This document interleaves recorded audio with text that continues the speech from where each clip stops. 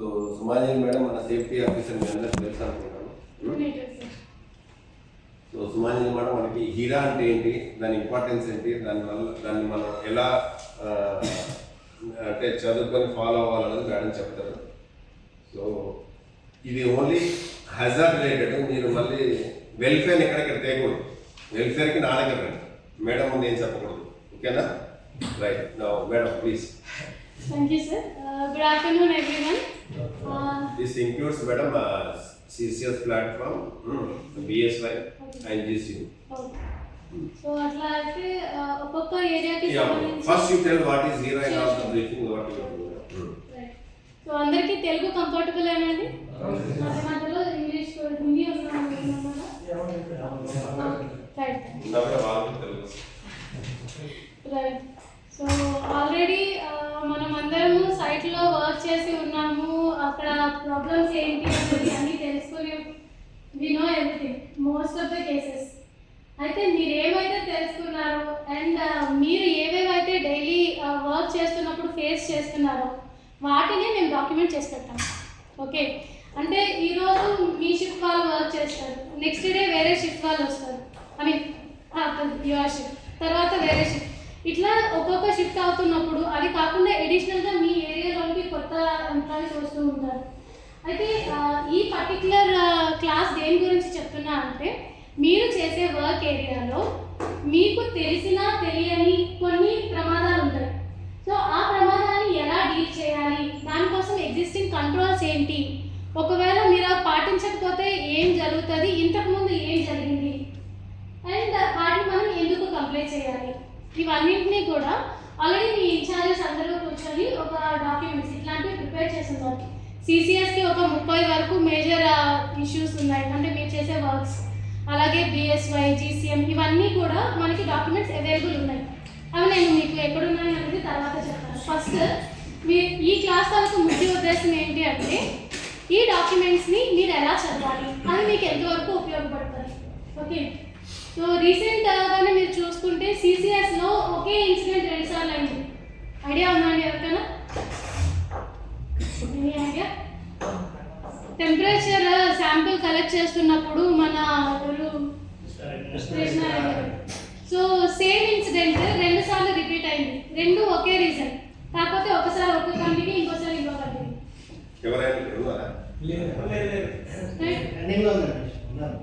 So అక్కడ issue ఏంటి అంటే జస్ట్ గాగుల్స్ యూజ్ చేయడం. మనకు గాగుల్స్ ప్రొవైడ్ చేస్తున్నారు అండ్ ఫేస్ షీల్డ్స్ ప్రొవైడ్ చేస్తున్నారు. ఒకవేళ లేకపోయినా సరే మనం చేయాల్సిన వర్క్కి సంబంధించిన ఇష్యూ మెటల్ స్ప్లాష్తో ఉంది కాబట్టి మనం కంపల్సరీగా యూజ్ చేయాలి, అంతేనా? ఆబ్వియస్లీ మనం ఏ వర్క్ అయితే చేస్తున్నామో అందులో ప్రమాదం ఉంది అని మనకు తెలిసినప్పుడు దాన్ని అడ్రస్ చేయడానికి మనం ఏమేమి చేయాలో అది చేస్తున్నామా లేదా అది మనకు తెలుసుకోవాలి. రైట్? ఈ డాక్యుమెంట్లో మీరు వాటన్నింటి గురించి తెలుసుకోవడానికి యూజ్ అవుతుంది. సో ఫస్ట్ ఏంటంటే అండి, అందరికీ విజిబుల్గా కనిపిస్తుంది. రైట్,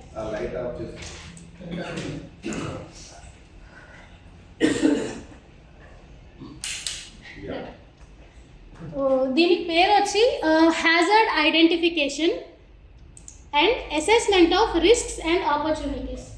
హ్యాజర్డ్ అంటే ఏంటండి?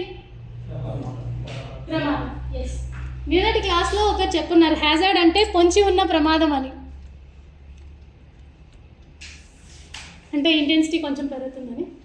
హ్యాజర్డ్ ఐడెంటిఫికేషన్ అంటే మీరు చేస్తున్న వర్క్లో ఉన్న ప్రమాదాలు ఏంటి అన్నవి ఐడెంటిఫై చేయాలి. రైట్?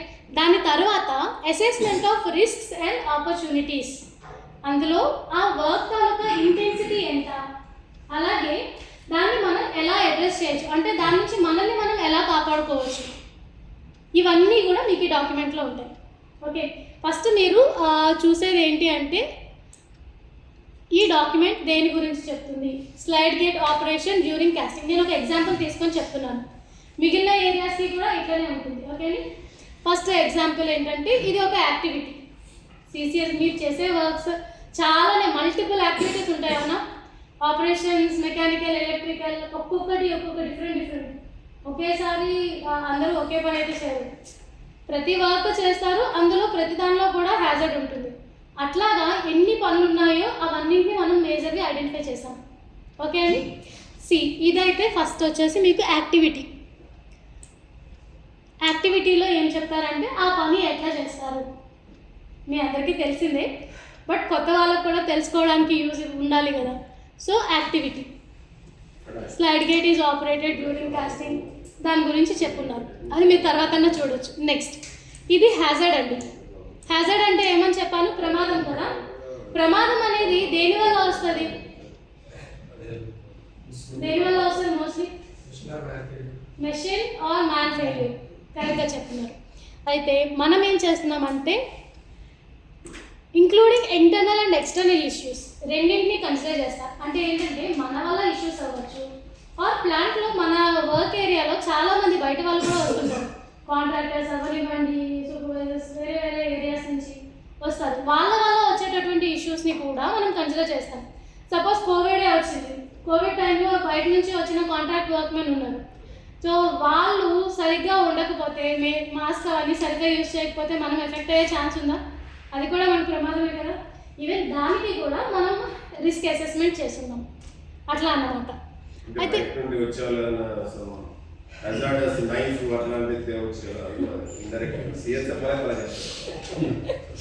Right sir.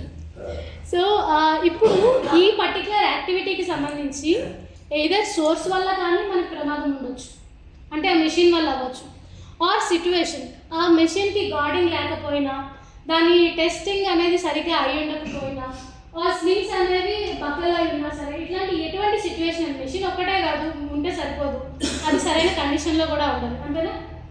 అండ్ దానివల్ల కూడా మీకు ఒకవేళ అది సరిగ్గా లేకపోయినా సరే ప్రమాదం అయ్యే ఛాన్సెస్ ఉంది.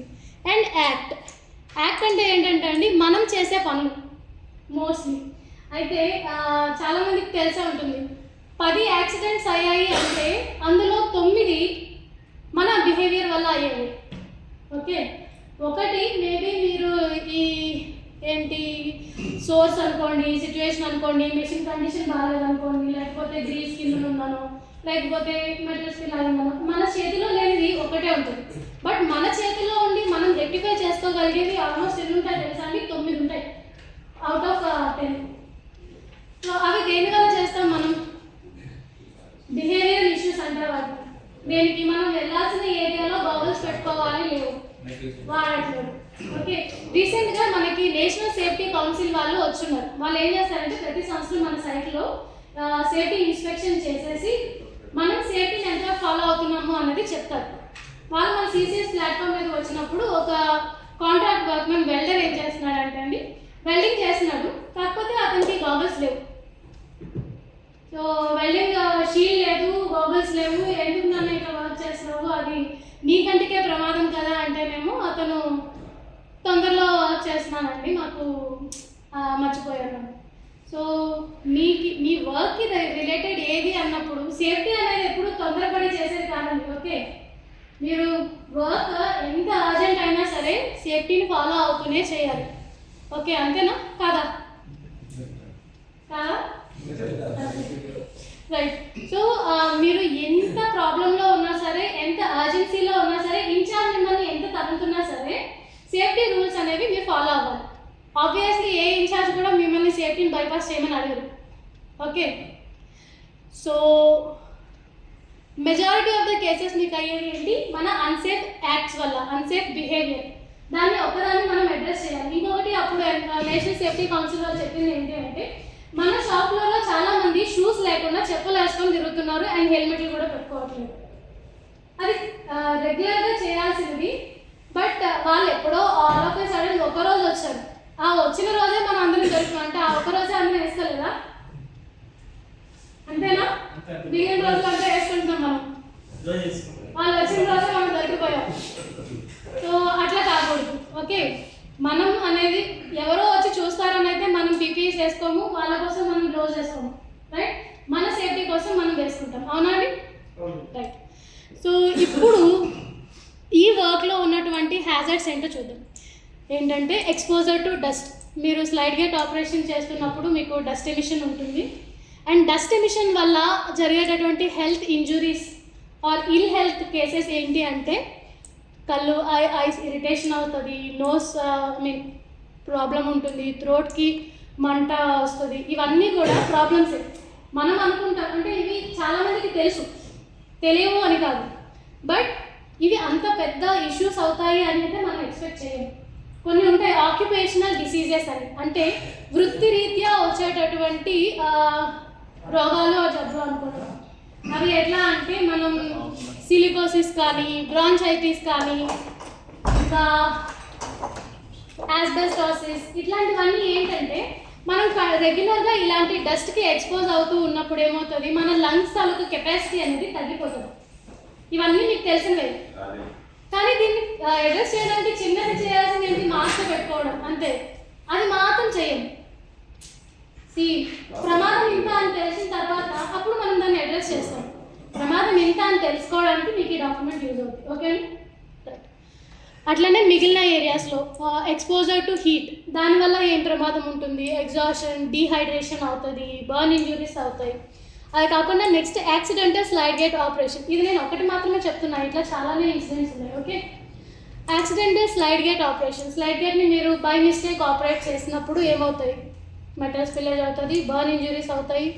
Fall of metal due to metal spillage, దీనివల్ల బర్న్ ఇంజురీస్ అవుతాయి. రీసెంట్గానే సమ్ డేస్ బ్యాక్ ఒక ఇన్ఛార్జ్కి ఇట్లా ఈ లాడర్ స్ట్రాడ్ మ్యానిపులేటర్ ఆపరేట్ చేస్తున్నప్పుడే మెటల్ స్పార్క్స్ వచ్చేసి మొత్తం బ్యాక్కి కాలిపోయింది. గుర్తుందో లేదు మీకు?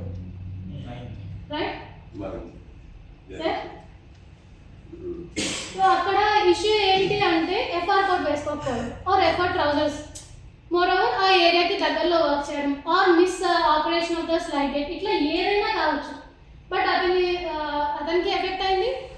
ఆల్మోస్ట్ ఒక 1 వీక్ 2 వీక్స్ డ్యూటీకి రాలేదు. డ్యూటీకి రాకపోతే ఎవరికంటే ఎఫెక్ట్, ప్లాంట్లో అందరు. అంటే మీ పక్క వాళ్ళు డ్యూటీకి రాలేదు అంటే ఆబ్వియస్లీ ఆ లోడ్ మీ మీద పడుతుంది కదా, అవునా?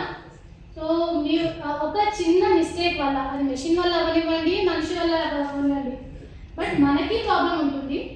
మనం లేకపోవడం వల్ల ప్లాంట్కి ప్రాబ్లం ఉంటుంది. ఎఫెక్ట్ అయినప్పుడు వాళ్ళ పేరెంట్, వాళ్ళ ఫ్యామిలీకి కూడా ఇష్యూ ఉంటుంది. ఇవన్నీ జరగకుండా చూసుకోవడానికి మనం పాటించాల్సినవి ఏంటి అన్నది కూడా ఇందులో ఉంది, అది చూద్దాం. నెక్స్ట్ అయితే ఇప్పుడు ఇందులో మేడం ఆ టేబుల్ చూపెట్టింది కదా, అందరూ అంటే నాకు సో హెజార్డ్స్లో ఆ యాక్టివిటీలో ఏమేమి హెజార్డ్స్ ఉంటాయి అంటే dust exposure to dust exposure అయినప్పుడు మన దాని కాంప్లికేషన్ ఏంటి అనేది రైట్ సైడ్ చూసాం కదా. ఇదా అలాగే హీట్ ఎక్స్పోజర్ అయినప్పుడు ఏముంది, అక్కడ బర్న్స్ అవుతాయి. So accidental slide gate operation అంటే ఏమన్నా ఓవర్గా మనకి స్లైడ్ గేట్ మాల్ ఫంక్షన్ అయిందంటే, మాల్ ఫంక్షన్ అయితే స్ప్లాషెస్ వస్తే ఏమవుతుంది, బర్న్స్ అవుతాయి. అదే అనుకున్నా. సో ఆ హజార్డ్స్ వల్ల మనకి ఏంటి ఎఫెక్ట్స్, సైడ్ ఎఫెక్ట్స్ ఉంటాయినా అది టేబుల్. ఓకేనా? దేనికి అగైనిస్ట్ గా అది సరే అంటే 1కి అగైనిస్ట్ గా 1 వల్ల వచ్చే ఇష్యూస్. రైట్ అండి. ఎవరెవరైతే ఆ ఏరియాలో వర్క్ చేస్తున్నారో, ఎవరు దానికి ఐ మీన్ దాన్ని ఫేస్ చేసే ఛాన్స్ ఉంది అన్నది కూడా ఇక్కడ మెన్షన్ చేస్తున్నాం. ఓకే అండి. పర్సన్స్ ఎట్ రిస్క్ ఎంతమంది బ్లూ బెల్ట్ కనబడలేదు, రైట్ అంటే వాళ్ళకి దూరం కనబడదు. ఓకే, మీకు మధ్యలో ఏమైనా డౌట్ వస్తే అడగండి, అక్కడే ఆపేసి పర్వాలేదు. ఇంటరాక్షన్ సెషన్ టీఎన్టీసీ సెషన్ చెప్తే తొందరగా చెప్పుకొని కూడా బాబు టైప్లో కాదు కదా, పోయేదలేదు 5 వరకు సెషన్. మీకు ఎక్కువ ఐడియా ఇన్సిడెంట్స్ ఏవైతే ఇప్పుడు అవుతున్నాయో వాటి మీద ప్లాన్ ఎగ్జామ్స్ అవుతుంది. రెగ్యులర్గా చూస్తుంటారు కాబట్టి మీకు ఎటువంటి డౌట్స్ ఏదైనా సరే ఇమీడియట్గా మనం డిస్కషన్. మేబీ రేపు ఇది మీకు ఫ్యూచర్లో ఇంటర్వ్యూకి ఇట్లా హీరా మీద ఎగ్జామ్ పెట్టి దాని మార్క్స్ యాడ్ అవుతాయేమో, డోనో దాంట్లో చాలా చేంజ్ అవుతుంది. ఓకేనా? సేఫ్టీ అనేది హైయెస్ట్ ప్రియారిటీ అండి. ఎప్పుడైనా సరే మనం ఏ వర్క్ చేస్తున్నా సరే మనకి స్కిల్ ఎంత ఉండాలో సేఫ్టీ కూడా అంతే ఉండాలి. Right. Next incident history. So ఏంటి, ఆ పని చేస్తున్నప్పుడు ఇంతకు ముందు ఏమైనా ఇంజురీస్ అయ్యాయా, పర్సన్స్ అట్ రిస్క్ అంటే ఆ ఏరియాలో ఎవరెవరు వర్క్ చేస్తున్నారు అన్నది కూడా మనం ఐడెంటిఫై చేస్తాం. ఇంకొకటి ఇంట్రెస్టెడ్ పార్టీస్. ఇది చూసారా, ఇంట్రెస్టెడ్ పార్టీస్ అంటే ఎవరండి? ఇందాక ఆల్రెడీ చెప్పాను కదా, మన ఏరియాలో మనకి సపోర్ట్ ఇవ్వడానికి వచ్చినటువంటి contract workmen or contractors, next ఇంకా కొన్నిసార్లు కొన్ని ఏజెన్సీస్ వస్తాయి, కన్సల్టెన్సీస్, వీళ్ళందరూ కూడా మన ఏరియా ఆఫ్ ఇంట్రెస్ట్ ఉన్న పర్సన్స్ అన్నమాట. అంటే వాళ్ళ హెల్త్ వాళ్ళ సేఫ్టీ కూడా మన రెస్పాన్సిబిలిటీ, అది మనం చెప్తుంది. అంటే మనం చేసే వర్క్ వల్ల వాళ్ళు ఎఫెక్ట్ అవ్వకూడదు, వాళ్ళ వర్క్ వల్ల మనం కూడా ఎఫెక్ట్ అవ్వకూడదు. సో అట్లా ఈ ఏరియాకి రాగలిగిన వాళ్ళు ఆల్రెడీ ఉన్న వాళ్ళు ఎవరు అన్నది మనం ఐడెంటిఫై చేసాం. ఓకే, నెక్స్ట్ ఇంకొకటి ఇన్సిడెంట్ హిస్టరీ. ఇది one of the important thing. ఎందుకు అంటే ఇన్సిడెంట్ హిస్టరీలో మీకు నెంబర్ ఆఫ్ ఇంజురీస్ ఎన్ని ఉన్నాయి ఇంతకు ముందు, ఆర్ దేనివల్ల అయ్యాయి, దానికి అవ్వడానికి కారణం ఏంటి, ఇవన్నీ మనం ఇక్కడ రికార్డ్ చేస్తాం. ఎందుకు రికార్డ్ చేస్తామండి? ఒక యాక్టివిటీ ఉంది, దానివల్ల ఎవరికన్నా ఇంజురీ అయ్యింది, అయినప్పుడు మనం ఇక్కడ రికార్డ్ చేయాలి. ఎందుకు చేయాలి? ఎగ్జాక్ట్లీ. సో అది మనకి తెలిసినప్పుడు, అంటే ఆల్రెడీ ఈ వర్క్ వల్ల ఒకరు ఇంజూరీ అయ్యారు, ఈ కారణం వల్ల అయ్యారు అని తెలిసినప్పుడు మనం ఆ వర్క్ పట్ల ఇంకొంచెం జాగ్రత్తగా ఉంటాము అనమా, రైట్? సో దానికోసం అని చెప్పేసి ఇది పెట్టున్నారు ఇన్సిడెంట్ హిస్టరీ. అయితే ఈ డాక్యుమెంట్స్ అన్నీ కూడా మీ కంట్రోల్ రూమ్లో పెట్టుంటాయి. సో ఎప్పుడైనా ఇన్సిడెంట్ అయినప్పుడు ఇమీడియట్గా దాన్ని మీరు అప్డేట్ చేయాలి. ఓకే అండి? సో దట్ నెక్స్ట్ వచ్చే వాళ్ళు కూడా తెలుసుకుంటారు ఆ ఇన్సిడెంట్ తాలూకా సీరియస్నెస్ ఎంత అన్నది మనకు తెలుస్తుంది.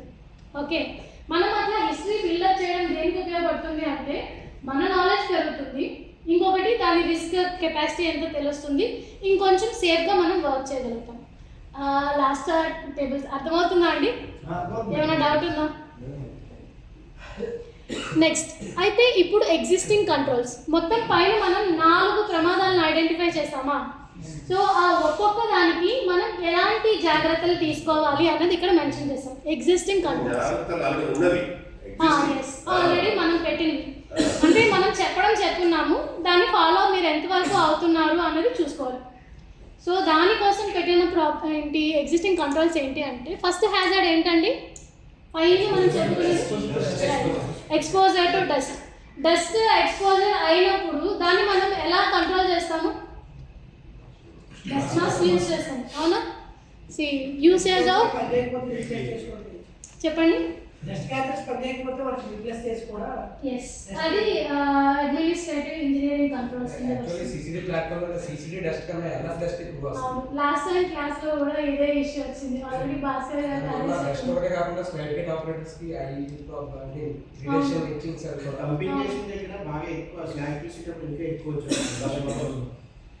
దానికి ఎల్ఎఫ్ ఇన్ఛార్జ్ తో మాట్లాడున్నాం ఆల్రెడీ.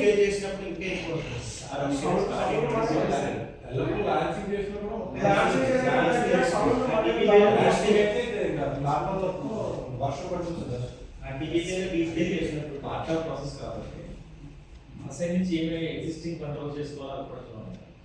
ఎంతమంది ఎంతమంది కావాల్సి ఏం సరే కంట్రోల్ చేయాల్సి కంట్రోల్ చేసి ముందు మెషిన్కి ఎలా చాలా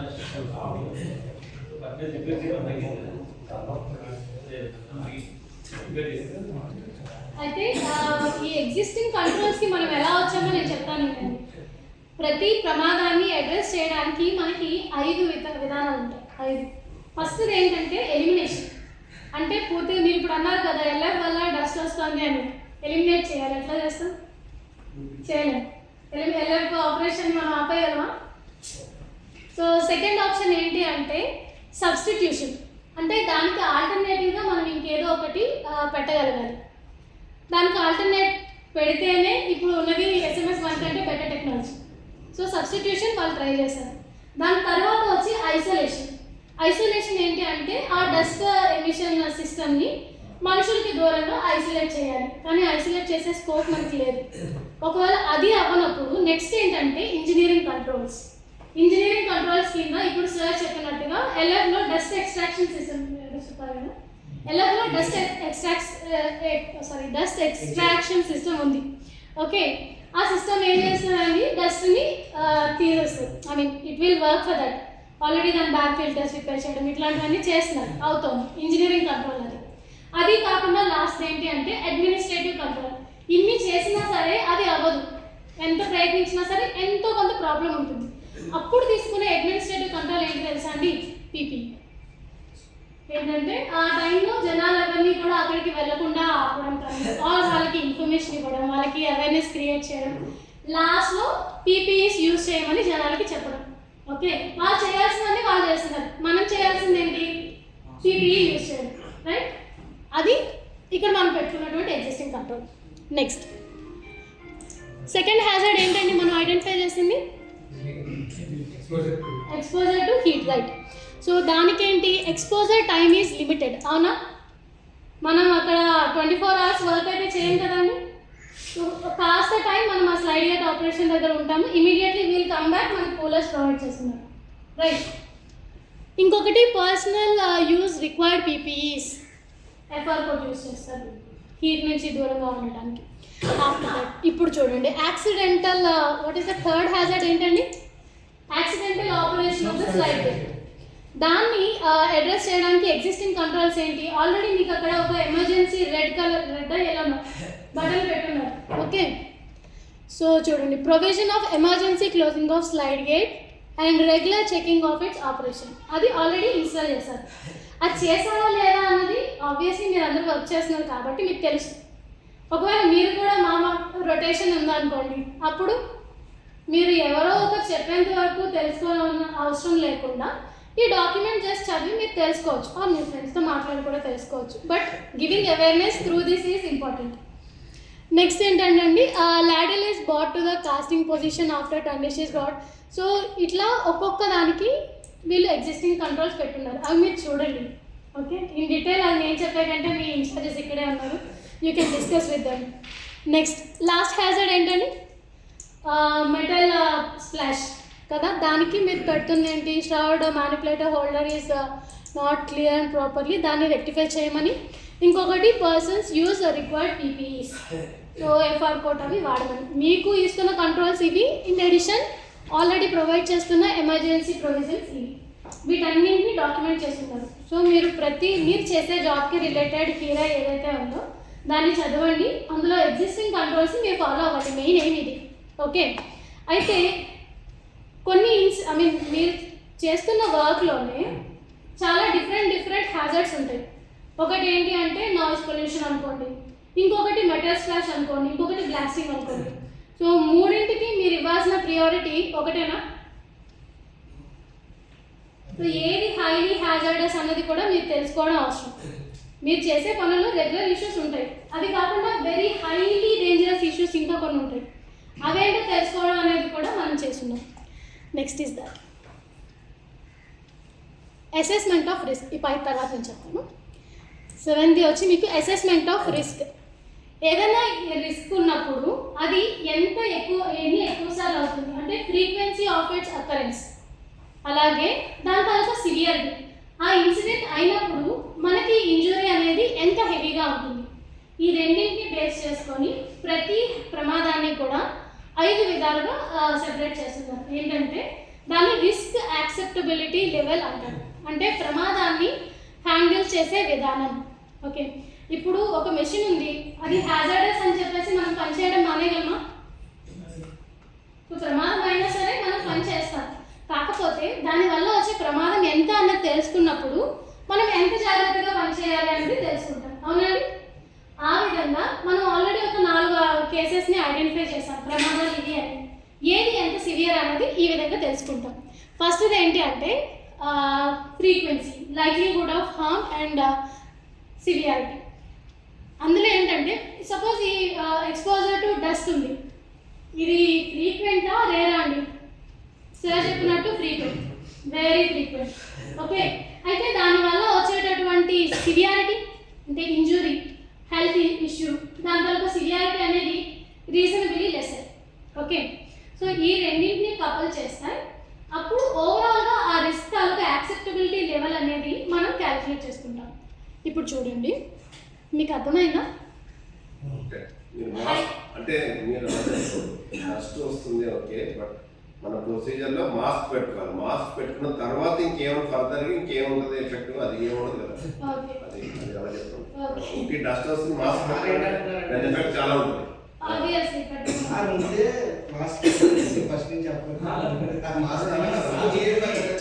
ప్రొసీజర్లో అదే ఉంది. రిస్క్ ఉంది, దానికి మనం ఎగ్జిస్టింగ్ Controls ఇచ్చారు. ఎగ్జిస్టింగ్ సిస్టమ్స్ ఏమున్నాయి అవి మనం ఇంప్లిమెంట్ చేసుకున్న తర్వాత వస్తాయా? అందుకే దానికి కిందకి వచ్చింది. legacy system ఉంది. Okay.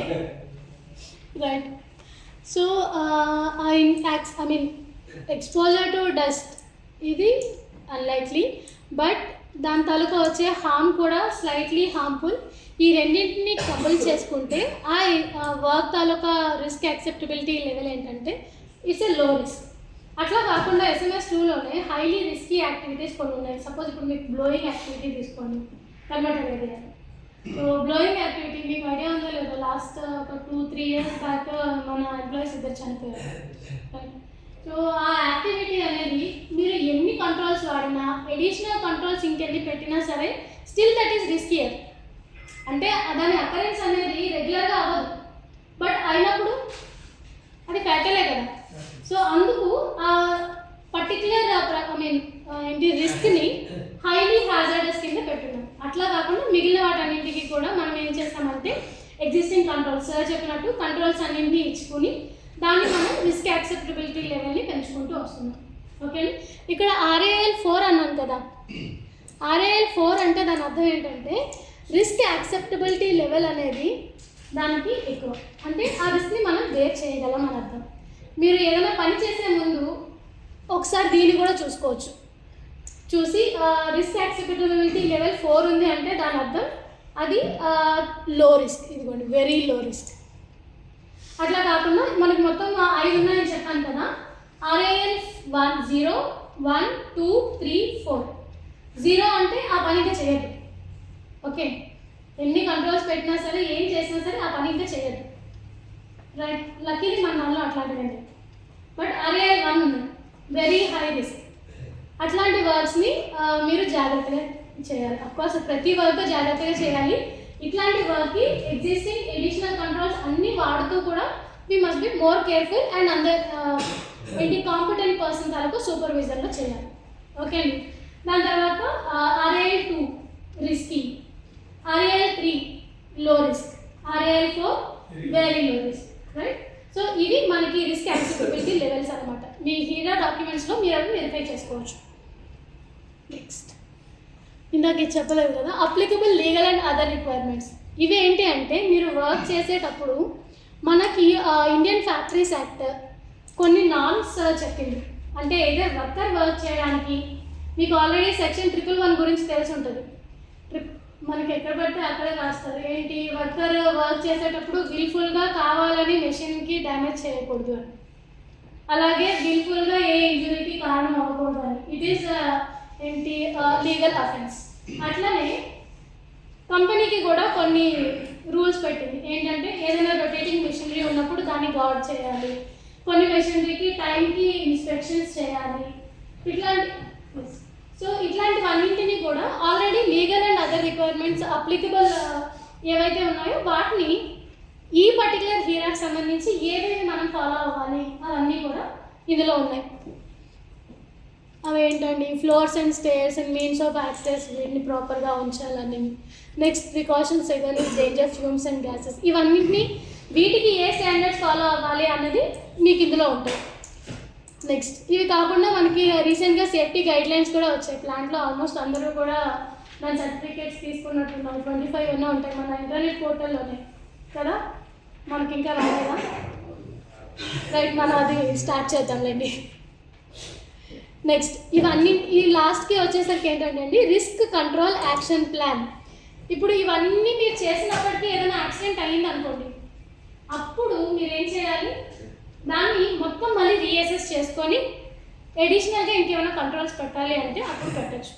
ఇప్పుడు మనం ఇందాక చెప్పాను కదా, ఈ శాంపుల్ కలెక్షన్ అప్పుడు 2 ఇన్సిడెంట్స్ అయ్యాయి అని.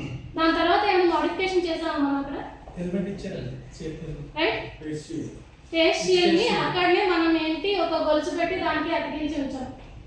అట్లాంటి ఎడిషనల్ కంట్రోల్స్ని మనం ఇందులో రిఫ్లెక్ట్ చేసుకోవచ్చు. ఓకే, సో లాస్ట్కి వచ్చేసి OHS అంటే occupational health and safety. So ఇంకా ఆపర్చునిటీస్ ఏమున్నాయంటే మనం ఈ లీగల్ అండ్ అదర్ రిక్వైర్మెంట్స్ అన్నింటినీ కంప్లై చేసినట్టయితే we can be very safe. And existing controls వాడాలి, ఎడిషనల్ కంట్రోల్స్ ఏమైనా ఉంటే అవి కూడా వాడాలి. వాటితో పాటుగా లీగల్ కంప్లైంట్స్ అన్ని చేసుకోవాలి. ఇవన్నీ మనం ఫాలో అవుతూ ఉన్నట్టయితే we can avoid accidents. Okay, ఇది మన హీరా డాక్యుమెంట్. సో అండ్ ఇవన్నీ మీకు ఆన్లైన్లో కూడా అవైలబుల్ ఉన్నాయి. ఎట్లా చూడాలో ఐడియా ఉందా? చూపించమంటారు విల్ సీ దట్. మనకి అవన్నీ కూడా ఇంటర్నెట్ పోర్టల్లోనే ఉన్నాయండి. ఇంటర్నెట్ పోర్టల్లో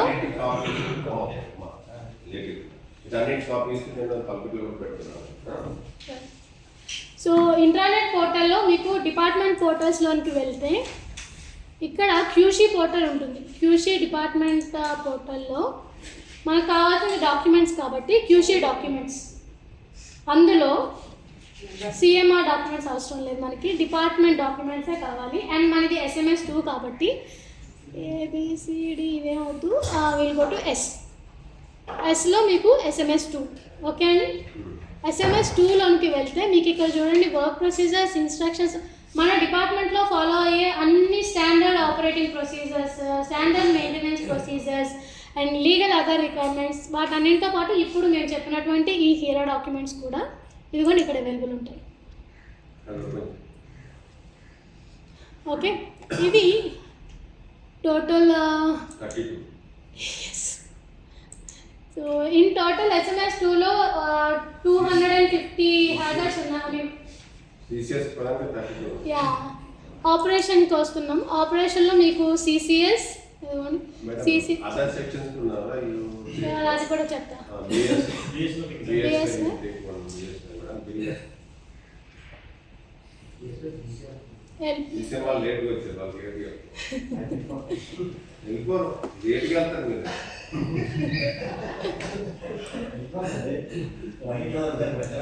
రైట్, ఇదిగోండి BSY ఇక్కడ మీకు QC. ఓకే, ఇదేనా సార్ బిల్లెట్ హ్యాండ్లింగ్ ఎట్లా?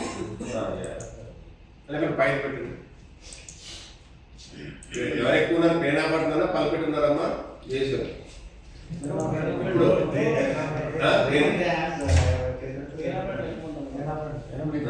ట్రైనే పెట్టండి.